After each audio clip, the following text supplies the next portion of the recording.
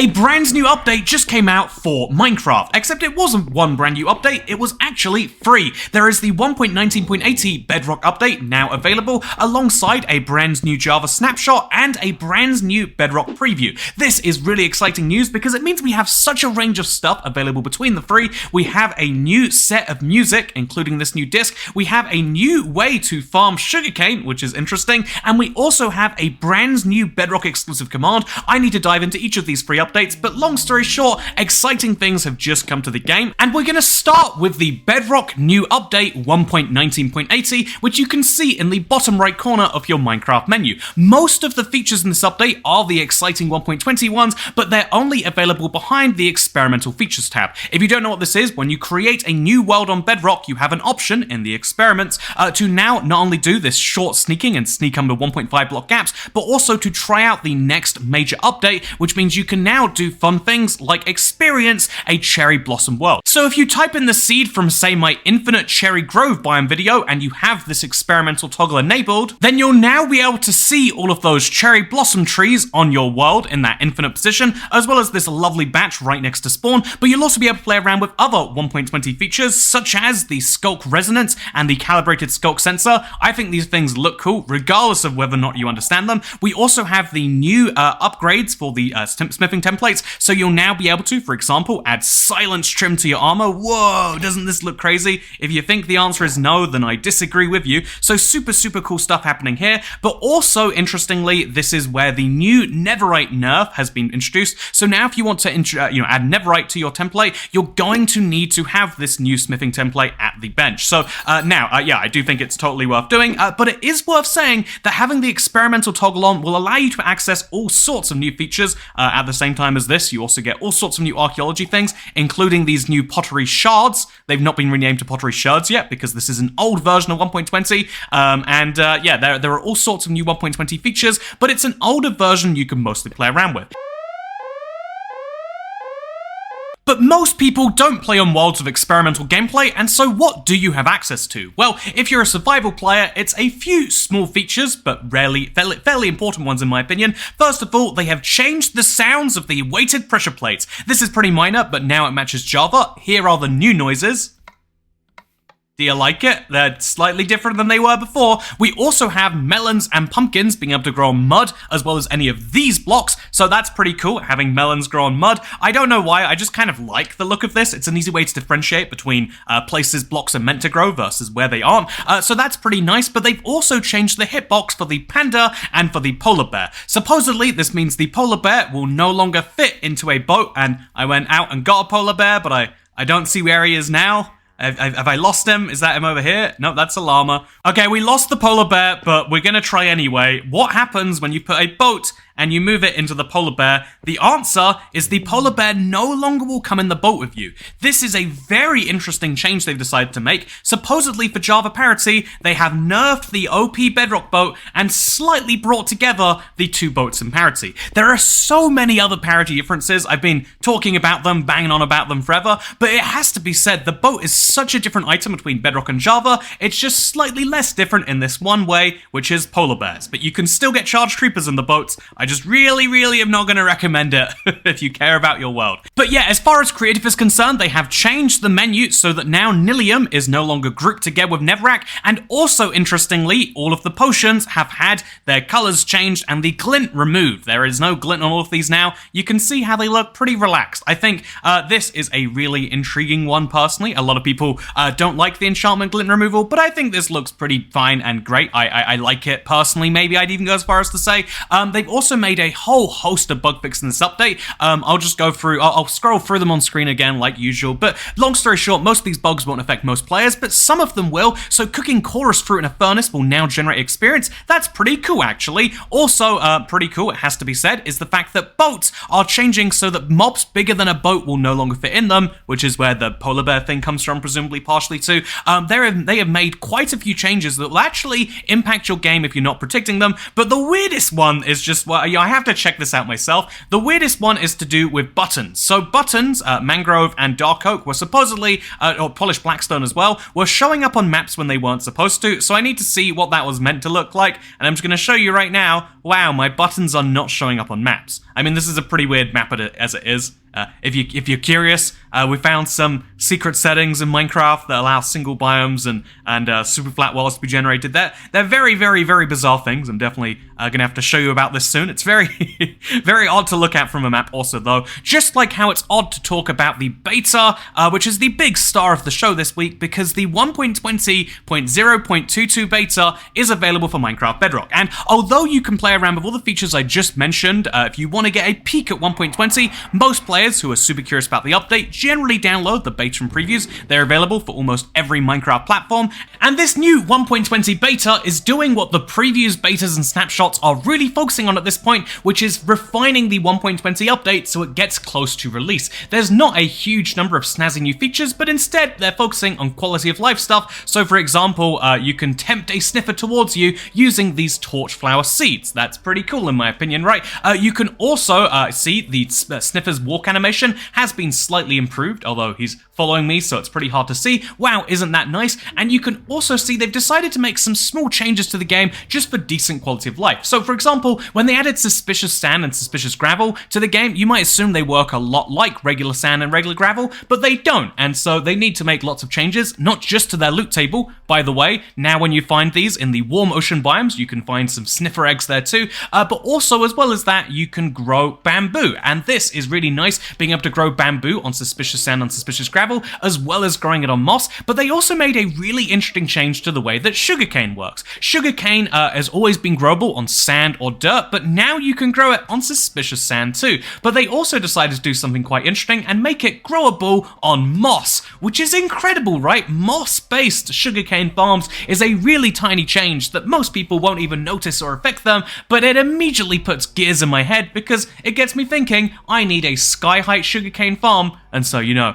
what we had to do is test out what that would look like, of course, and so this is a sugarcane farm, but the base is moss instead of grass. Honestly, when it's kind of dark and hard to see, which it always will be, it's a little bit weird, but I think this looks way better. I think Minecraft has just changed the sugarcane farming meta, and I think it's super, super cool to see. So yeah, I absolutely love that change, personally. I also love that apparently I built a sniffer from sniffer eggs, and all the sniffer eggs are now hatching, so I've got an army of baby sniffers here. Should we bring them all towards us? Ah, look how cute these guys are. But yeah, so we've got a bunch of sniffers, the brand new mob from this big update. But we've also got a bunch of changes they've made, as we've mentioned. There's a lot of things in here that are interesting. But I want to, before we talk about the last big one, the new command and the new music, by the way. Oh yeah, that's incredible. Let's dive into one more thing here, which I feel like I have to mention, because the sniffer egg is a really great idea. I mean, obviously, being able to make sniffers out of sniffer eggs, really nice by itself. But the thing I just have to get off my chest here is, why is it that the sniffer egg, because you know Minecraft has a fair few eggs at this point, right? We have sniffer eggs, which are really wonderful, and we've got these, obviously we've got turtle eggs, and that's really nice, and we've got dragon eggs as well. And a lot of people would be upset that, like, why is it that all of these eggs, because you know if you look at them side by side, you can see like, okay, sniffer egg, turtle egg, and dragon egg. Like, it's kind of weird that both of these are square and this one isn't. This one looks un-Minecrafty. It's kind of weird you can't place the regular egg down. I mean, it only functions as an item, despite the fact that all of these other ones work that way. But why is it that out of these 4 eggs, they all stack up to 64 besides the regular egg? Why is the max stack for the smallest one of these eggs the smallest? I do not understand. Someone please explain this to me. It is gonna drive me crazy, just like how this new music drives me crazy, because they added some new tracks to the game, you might have heard. And actually, I guess before we dive into that, I think it's really interesting. There is a brand new command available, but you need to enable experimental cameras in the settings first. You can enable all of these, you probably won't even notice it, to be totally honest with you. But yeah, if you enable all of this stuff, or just the experimental cameras, you'll be able to notice something brand new. So that is a new setting that is only available in the preview. So just a reminder that there are technically 4 versions of Minecraft Bedrock that are available at any given point in time. There's the base game without any modifications. This is what most people play. In this case, 1.19.80. Then there's the base game but with experimental features turned on.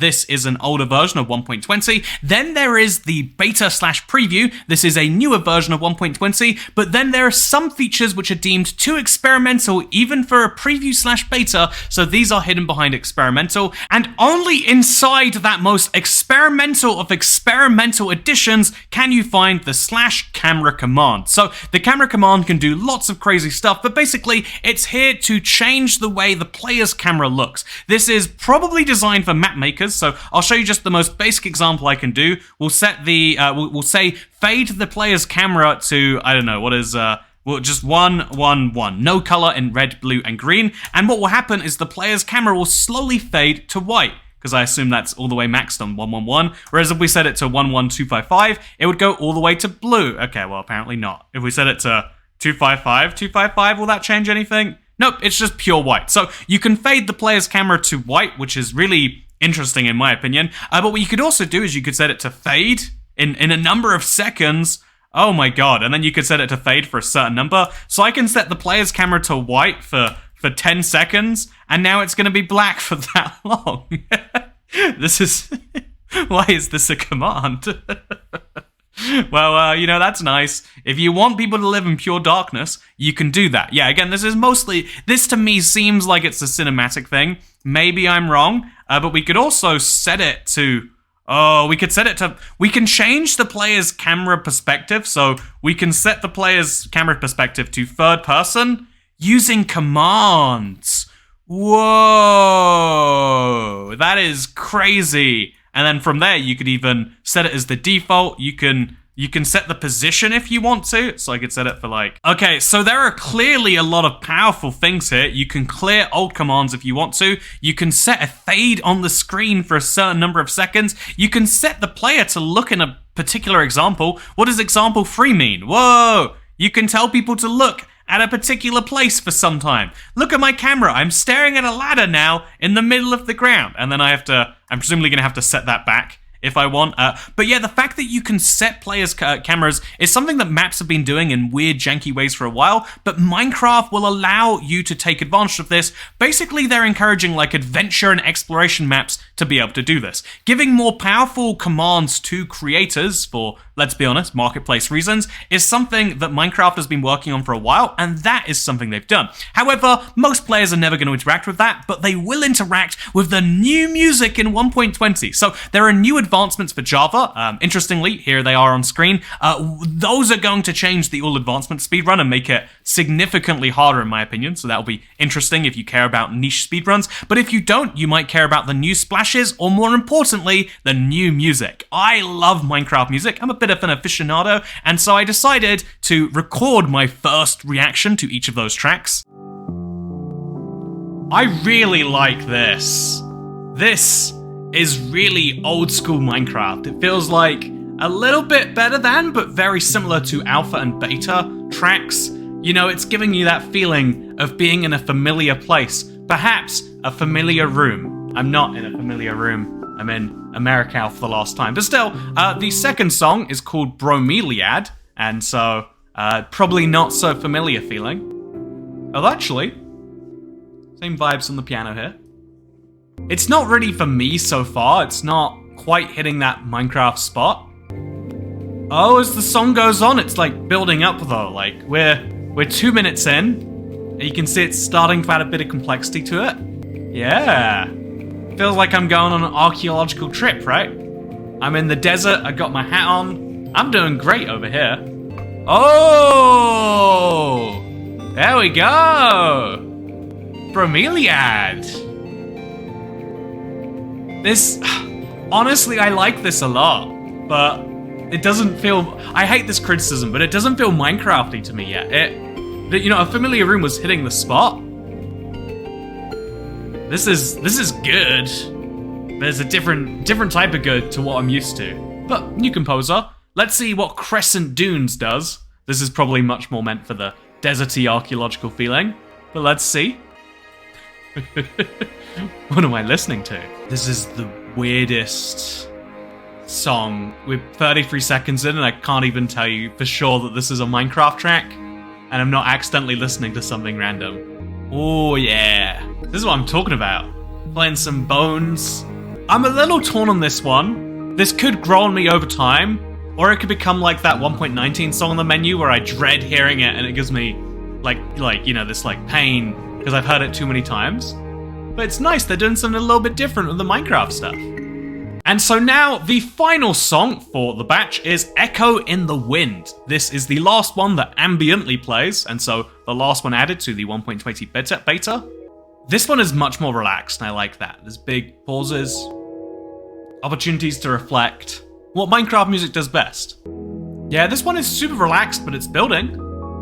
It's nice, there's complexity to this song, but it stays nice and simple. It feels like that old school Minecraft. You're in a rainy taiga forest, you've just found your first wolf, you're excited about what you're gonna build tomorrow. It has all these feelings in it, which is good. I think the thing that this set of tracks is doing that clearly they hadn't done before is they're trying to get, you know, like these C418 vibes. It's very interesting they decided to use a different composer for that, but yeah, honestly, big fan of the music in this soundtrack. There's one song which didn't release in the 1.20 beta, but which is available in the 1.20 Snapshot called Relic. This is a music disc, and I guess we'll have to jump over to Java to see this. And so we come right back full circle to the Java edition. And I do have to say that 1.20 is a little bit of a complicated update to follow sometimes. I feel like Minecraft updates as a whole, like being split between Bedrock Java, is something that can be complicated, but hopefully this video has been something that simplifies that for you. This new disc is currently only on Java, which is why we're checking it out there, but it will of course later be available on Bedrock, and so let's throw the disc in there. Oh, I made a note box, not a jukebox. That was a mistake. Let's pretend I didn't make that mistake, and let's go ahead and play Aaron Sheroff Relic. Oh no, did they make a... Oh! Whoa! Oh.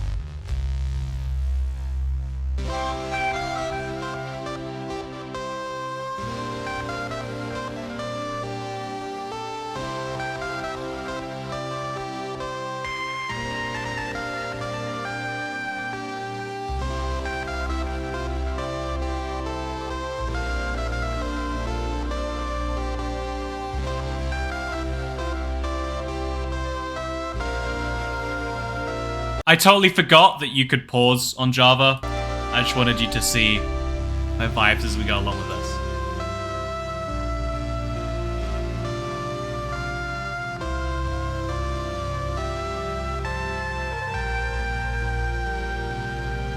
It's real good. Feels like the music to a really cool indie game that's pretending to be a 16-bit game. It's nice. It's real nice. It's very confusing though. It doesn't quite mesh with the rest of the discs. Is that okay? Honestly, if Minecraft wants to enter a new era in terms of its music, that's okay with me. I do think it's interesting that we have another composer though. Given that Minecraft has already went from having one, then they went to having two, and then to three, to now have a fourth one. I wonder why they didn't get Lena Rain back in. Again, I've mentioned many times before, does a really great job. Pigstep is universally loved, but I do have to say, I like this disc too, but you know, I like video game music. I'm sure it could literally be the Warden sniffing over and over again. I'd say, well, it's got some redeemable factors. But yeah, this is the brand new disc. It has not been revealed exactly where you'll find Aaron Sheroff's Relic, but it is a really exciting thing coming in 1.20 alongside the rest of this. I hope you enjoyed this update news video.